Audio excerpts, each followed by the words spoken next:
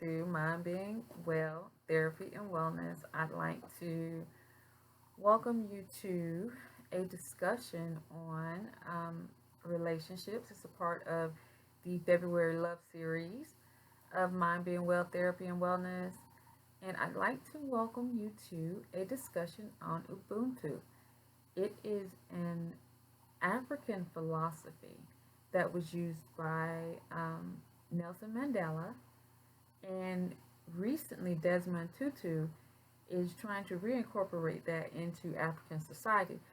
So I think I've seen a lot of people use it to as a framework for in corporate America, um, for social work with children and things of that nature. But I want to take it and show you how it can be incorporated into relationships, and how, since this is the February Love series, and how if you use Ubuntu in your relationships and your relationship building, that it can be extremely rewarding, and it can really, really uplift those relationships. Now, Ubuntu means I am because you are, or I am because we are. And I think that is phenomenal. I think that is a totally different way of, a different worldview that we don't oftentimes subscribe to here in the West, especially. But it means I am because you are, I am because we are, which is phenomenal. But again, as I said, most times it's explained in terms of communal, institutional, and or broader societal interactions, not interpersonal interactions. So I want to show how the principles of this uh, worldview or philosophy, for lack of a better explanation, can be applied to interpersonal societal interactions that include platonic and romantic relationships, particularly romantic relationships. Um, because most of our lifetimes are spent in close interpersonal interactions. And so Ubuntu principles can help us understand the oblique relationships between partner connection, which is, the unit cohesiveness or division, and the interconnection between the unit cohesion and each partner's health and well-being. So again, the principles in philosophy can show us the um, the circular nature of, and how these things feed, how each partner feeds off of the connection or division of the unit, or the partners, how the partners feed from their interaction, and how the unit that they create, how that unit, I'm trying to think of a better way to explain this, how the how that unit affects each partner, and how that partner takes that out into the world, how the world then responds to that partner, and then that partner responds to comes back and responds to their partner, and then again it affects the entire unit. So it's like a circular nature of cause and effect that goes on. And because of that, and I'm going to show you a diagram here, because of that, I think that our interpersonal relationships are so very important to us, and we don't understand how they affect our mental health and our physical well-being, and they affect it tremendously. Each partner comes into a relationship with different strengths and weaknesses, present circumstances. A lot of people call it baggage. I do not. I just call it present circumstances. Personality traits. These personality traits can be shaped by various environmental and genetic factors. Partners come together and create units that are successfully or unsuccessfully um, producing energy, positive energy, negative or they produce negative energy. And the connection that is created between these two people, it becomes important because when that energy is created, whether it's negative or positive energy, it bounces back to affect that partner. And as I stated before, that partner's individual well-being. And it can be vocational, physical, emotional, uh, within that partner's individual families, not just the nuclear family that they've created together, but individual families out the extended family. Um, and also how that partner deals with the community. And so it's a perpetual cycle, and it becomes an identifying energy that if it's not broken, if it's negative and it's not broken, it, it will lead to decay. If it's positive, then it will lead to growth and of all other factors surrounding that unit and those two individuals. So, Ubuntu, how it fits into the relationship with unit. The very interpretation of the word speaks to the nature of a good relationship, I feel. A relationship consists of two people forming a partnership and that is supposed to enrich the lives of each other. And in order to enrich the lives of another human being, um, partners have to love and respect and communicate with each other. In order to love and respect and communicate with anyone, you have to first understand them. And so, oftentimes, loving, communicating, understanding is easier said than done for most of us. So, conflicts arise, problems in life makes emotions run rapid. You're unable to deal with or listen to the person because of previous problems or something that happened at work or what have you. Uh, Maybe one partner hasn't developed proper coping mechanisms and skills. Um, Someone may have an illness, lack of role models, previous role models, etc. All these things in a relationship make it difficult between individuals. So the first principle that I like to deal with from Ubuntu is I am because you are. This very principle, what's the overall arching principle, emphasizes the connection between the partners. In therapy, I ask partners to begin by stating this fact aloud to each other. It's almost like an affirmation to each other. Um, then I ask them to explain it individually. And I ask them to do this for two reasons. Each partner's level of selfless or selfishness is exposed as they explain the definition of that phrase or how they see that phrase. It also explains who has the most leverage in the relationship based on how they explain that phrase. Um, an example of that would be this. I am brilliant. If one person says, well, I feel like I'm brilliant because she helps me. Well, nowhere in that phrase was a we, and nowhere was anything about her in particular. It was all me. That shows a dynamic of the relationship immediately versus we work great together because she is smart and I am fast. That's cohesion. The second thing that this activity shows is their general understanding of what openness is. Um, it shows a comfort level in relinquishing control of the idea of oneness. Outside of individuality, which is important in a relationship, the idea of oneness, if it doesn't scare you, this exercise shows, who is okay with relinquishing control. um, if there's problems in understanding this very first principle, guiding principle of Ubuntu, then I'll go into something that I call the house method. It's loosely based on Gottman's method. But what we'll do is we'll start with building a house.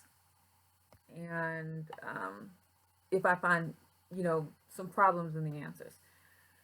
And I'll use the house method and we'll build a foundation, uh, strong walls, inside warmth, where there are shared secrets. Uh, we'll build a roof that weathers storms. We'll show how the relationship has weathered storms on that roof. So if you create a house, if you wanted to do this with your partner, you create a house. Show where your foundations are. How did you build your foundation? Write that down or speak it aloud. Show how the two of you have fortitude and you built walls. Remember that. In the inside, what are your shared secrets? The warmth that you share. How do you share warmth? What parts of your roof have weathered storms? How do you weather storms together? So when you're preparing your house diagram, this is what you want to do.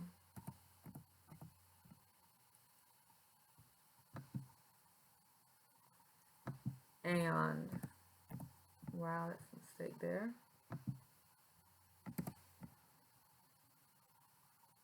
And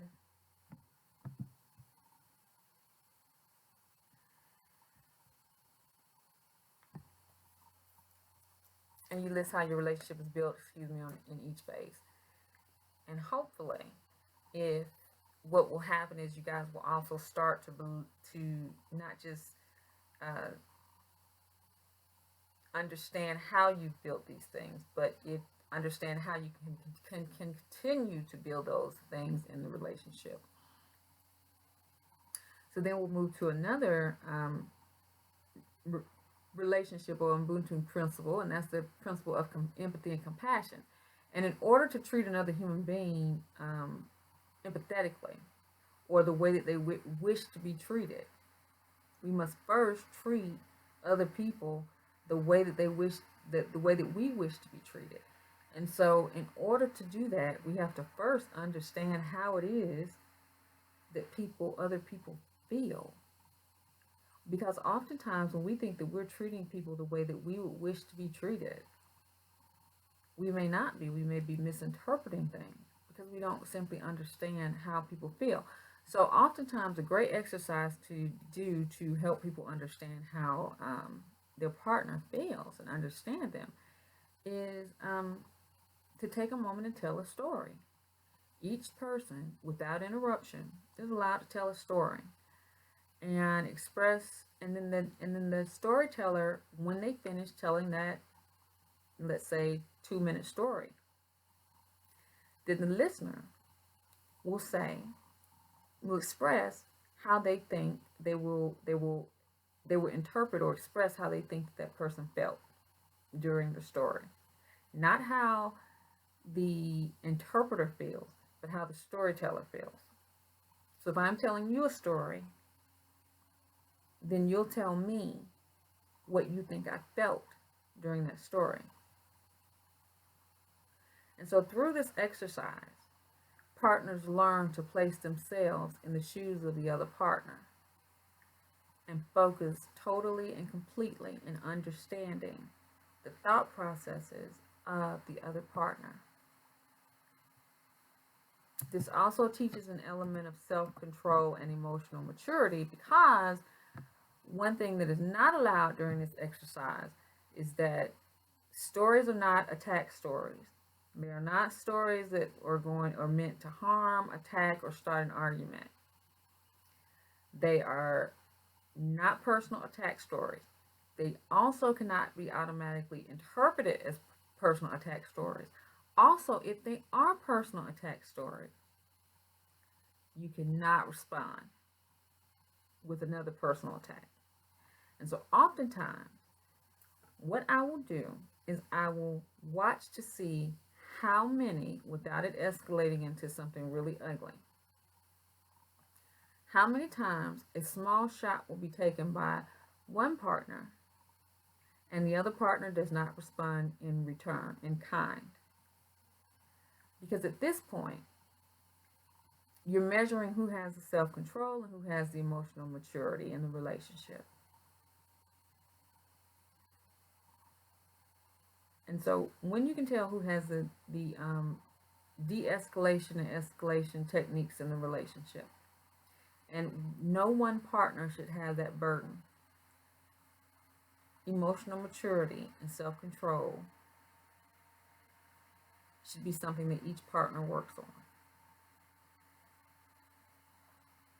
And they work on this for the greater good of the entire relationship. And that's the same thing with Ubuntu. Everything that you do is for the greater good of the community. It's for the greater good of someone else. And the same thing with the relationship. Everything that is done is for the greater good of the relationship, not for the greater good of one individual within that relationship. So the next principle we'll deal with is charity and contribution.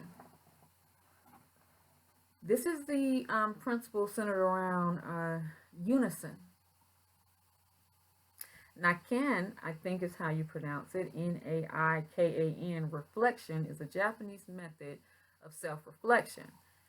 And in this exercise, each partner asks themselves in private 3 questions once a week. What have I received? What have I given? What troubles have I caused? The aim of this exercise is to cultivate your natural desire to help and care for your partner. It's a private exercise, and it keeps each partner thinking of their contribution to the unit. It keeps each partner mindful of how they treat their partner. And so the focus is less on what the person has done to you and more on what you can do for the unit. Ask not what you can do, what your country can do for you, but what you can do for your country. That kind of attitude. And in this way, each partner practices becoming grounded and charitable, which is a great trait to have regardless. Forgiveness. Gracefully forgiving is another principle in this worldview and philosophy. And knowing how to apologize only strengthens any and all relationships. It releases physical, emotional,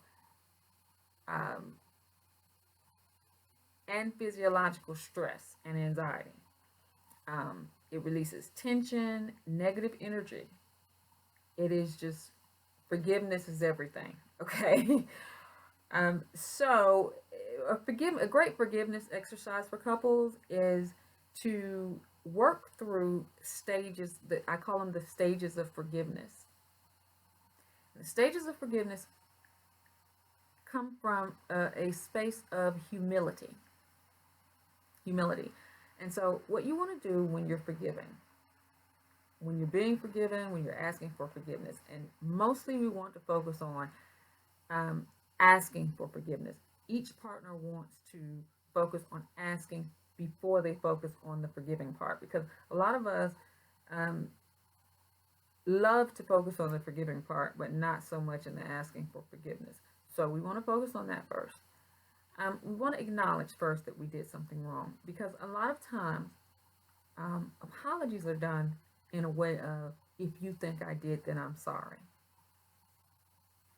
Those apologies come across as very disingenuous, and most times cause an escalation of an argument or resentment or hurt feelings. They are not real apologies. Not real apologies. So we want to first acknowledge if you've hurt someone willingly or unwillingly. You can begin an effective apology by taking responsibility and acknowledging the relevant offense. Demonstrate immediately that you recognize your responsibility by using I messed up, not if. I messed up. I've done this to you. I've hurt you. I take the responsibility and own it. Acknowledge the hurt that has been caused willingly or unwillingly. And you can say it if it was unwillingly. The next step would be to give an example for the offense. Explain that you never meant to hurt the other person and that it won't happen in the future. Give an explanation. And there's a worksheet that I'll provide, and it'll give an example between an explanation and an excuse. An explanation is meant to explain, and it is said with the desire to not repeat the offense and not to give a cover-up or a reason for the offense. It simply means to explain how it occurred, not to give a reason. The next step would be to express remorse. Naturally, you're going to feel regret. And you feel a little remorse when you hurt a person. But you want to really make your partner understand your recognition of the mistake, that you recognize that you have made a mistake. And so you said, I feel really bad about what happened. For days, I felt embarrassed about how I let you down. You want to take the time to actually think about why you feel remorseful so that you can express to that person why you feel remorseful and tell them. It's important to communicate that. Make amends after that. Follow up your verbal acknowledgement and apology with actions. Actions mean everything to fix the damage that was caused. So you want to talk and then you want to act. And that is male or female. It doesn't matter. Talk and act. Make amends for what you've done wrong. And so the worksheet I'll show you is a apologizing effectively worksheet. It's great. Another Ubuntu principle is the principles of punishment and shame. Now, with Ubuntu, punishment is oftentimes in relation to shame, which, growing up in a communal environment, shame is felt, in my opinion, stronger than it would be felt in a society that is based on competition and individualism, because shame may not be felt quite as intensely in an individualistic society. So the punishment may not, Ubuntu punishment of just simply shaming someone may not quite work. So here, in terms of an interpersonal relationship,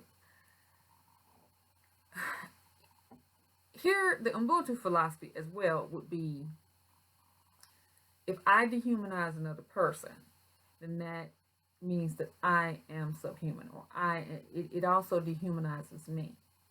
Again, in an individualistic society, many times individuals simply do not think that what they do affects the other, that what they do to affect other people is a reflection of them. So we have to come to terms in relationships sometimes that we're dealing with those kind of people. And in the cases of punishment, I will say this. A partner who dehumanizes, disrespects, habitually lies, cheats, harms, hurts, in whatever way they harm or hurt, may not care if they are dehumanizing themselves and may not think that they are. They may only think they're doing it to you. This is a deeper spiritual problem. And rehabilitation is probably possible, because that's the whole preface of punishment in Ubuntu is rehabilitation and rejoining the community. Well, when dealing with a relationship, you have to decide whether you want it.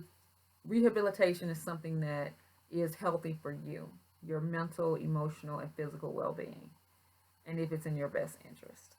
Because rehabilitation may mean something that that person has to do alone or with the help of a therapist, doctor, family, etc.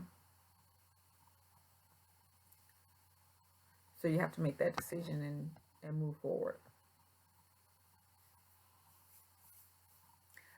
So with that, I like to say each interaction between partners produces positive or negative energy. We have to remember that. Energy buildup affects partners' emotional, mental, and physical, again, and partners' output into the world around them. So the universe responds um, to our energy, and we know that. Our bodies respond to our mental health. Our physical health responds to our emotional and mental well-being. So, and mind you, sometimes no matter how much positivity that we have and that we emit into the universe, negativity comes from other sources and other people and other things, you know. But I would argue that your responses will be better and it will affect you less when your immune system, your physical immune system is not down, or your emotional immune system is not down because you're already suffering with so much negative energy.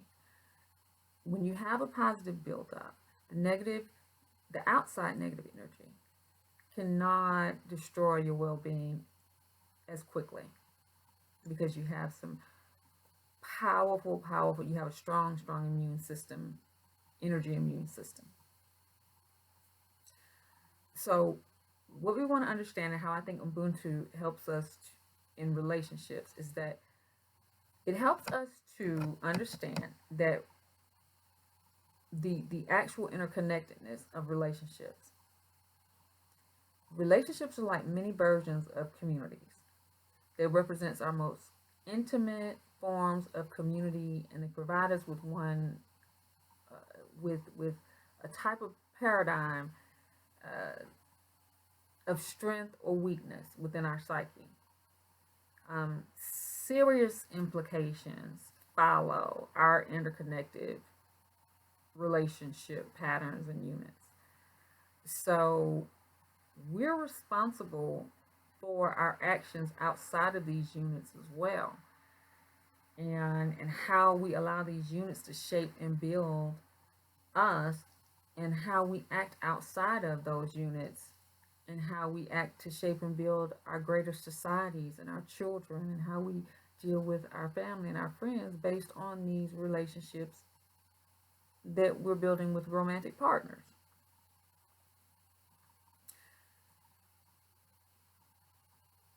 These relationships also affect our mental health in terms of if they're not supportive, if they're not understanding, if they're not compassionate, then that negative energy, it becomes a powerful force that continues to trigger unhappiness and depression and different elements of the illness like bipolar or schizophrenia or whatever. It amplifies the symptoms of those diseases. Or even if there's something, if you have a physical ailment. And again, that makes you incapable of being at top productivity for the world, your greater and larger society around you and community around you.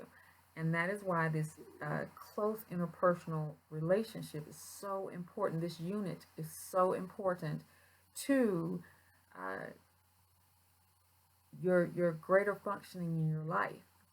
And so I think that what Ubuntu does is that, or I know what it does, is it helps us to understand just how interconnected we are and just how important this romantic unit is to us. And it brings us close together in that we understand that in order for your partner to be at their best. And in order, we have to give them a great unit to take from, and they have to give us a great unit to take from. And that unit is we make that unit. The both partners, each individual, make the whole unit. And when you decide to be in a relationship, you are at that point in a unit. And so I think that there's a lot more information that you can learn from this African philosophy. And I think it's a great philosophy. And I think that as a community,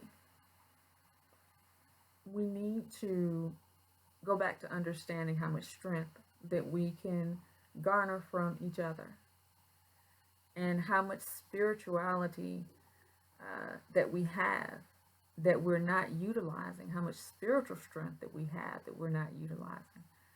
And understand that that spiritual strength comes from positive energy, love, compassion, understanding, and utilize it.